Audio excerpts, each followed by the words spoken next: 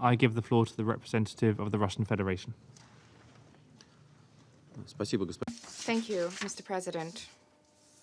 We wish to thank the Special Envoy of the Secretary General, Mr. Martin Griffiths, and the Assistant Secretary General, Madam Ursula Mueller, for the comprehensive overview of the political and humanitarian situation in Yemen.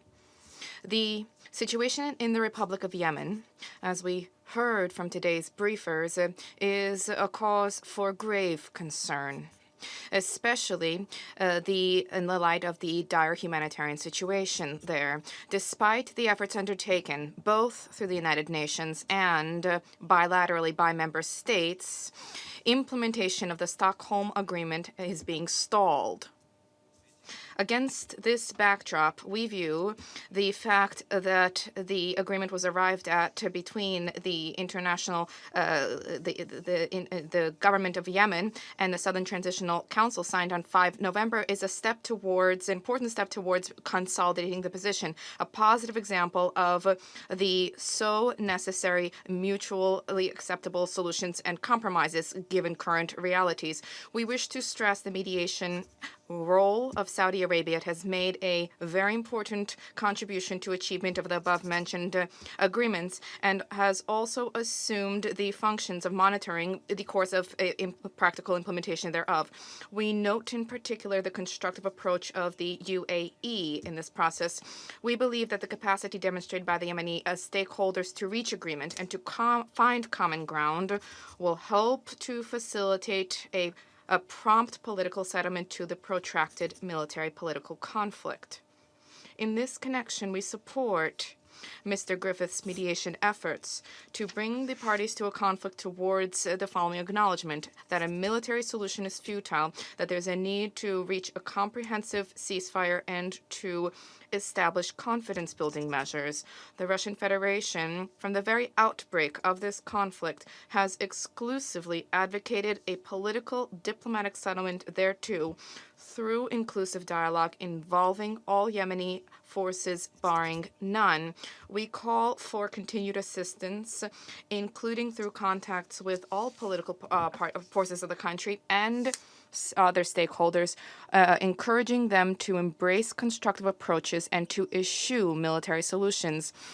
It is possible to achieve progress in Hodeidah and a comprehensive Yemeni settlement towards which the Special Envoy has been working. This is still possible. The international community should continue collective efforts to shift the conflict to a political track and to render the necessary assistance to millions of Yemeni civilians who are in need of myriad forms of assistance. They are starving.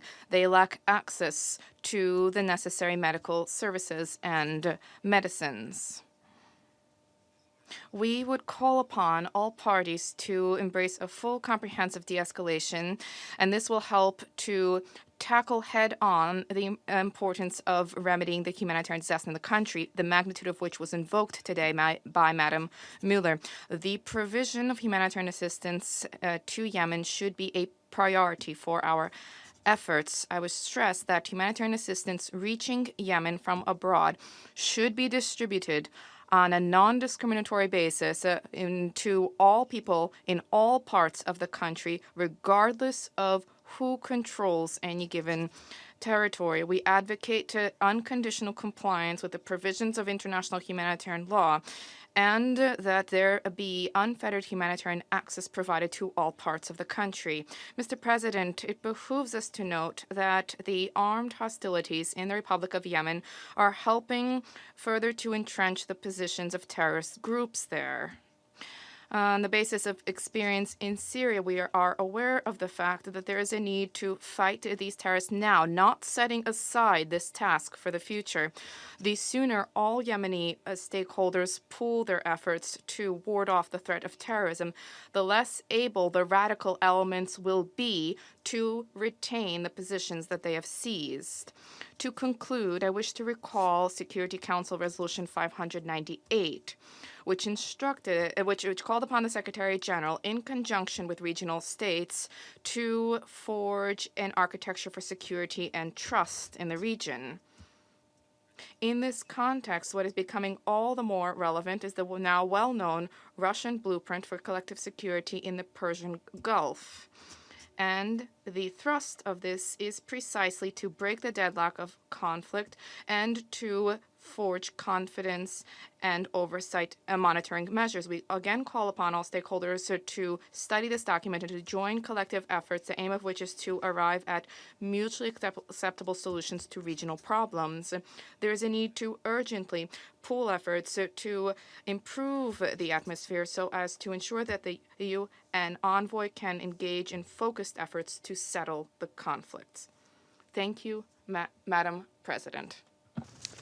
I thank the representative of the Russian Federation for his statement.